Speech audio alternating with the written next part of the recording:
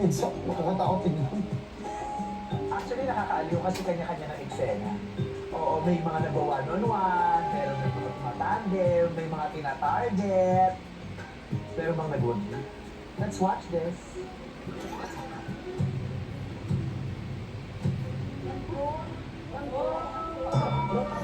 Ay, masaya rin siya. Masaya din siya. Hindi ko nga alam na yun.